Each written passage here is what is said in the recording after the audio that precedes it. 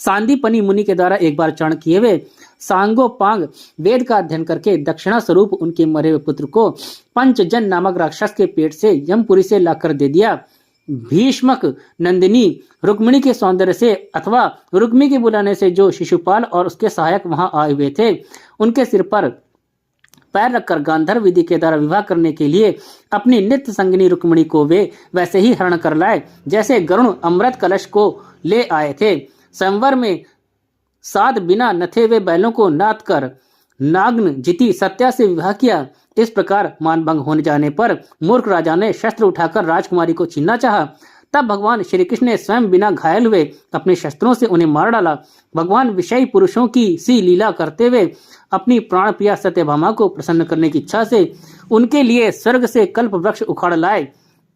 उस समय इंद्र ने क्रोध से अंधे होकर अपने सैनिकों सहित उन पर आक्रमण कर दिया, क्योंकि वह निश्चय ही अपनी स्त्रियों का क्रीड़ा मृग बना हुआ था। अपने विशाल डील डॉल से आकाश को भी ढक देने वाले अपने पुत्र भौमासुर को भगवान के हाथ से मरा हुआ देखकर पृथ्वी ने जब उनसे प्रार्थना की, तब उन्होंने भौमासुर के पुत्र भगदत्त को उसका बचा हुआ राज्य देकर उसके अंतापुर में प्रवेश किया। वहां भौमासुर द्वारा हरकर लाई हुई बहुत सी राजकन्याएं थीं। वे दीनबंधु श्री कृष्णचंद्र को देखते ही खड़ी हो गईं और सबने महान हर्ष लज्जा एवं प्रेम पूर्ण चितवन से तत्काल ही भगवान को पति रूप में वर्ण कर लिया। तब भगवान ने अपनी निज शक्ति योग माया से उन ललनाओं के अनुरूप उतने ही रूप धारण कर उन सबका अलग अलग महलों में एक ही मुहूर्त में विधिवत पाणी ग्रहण किया।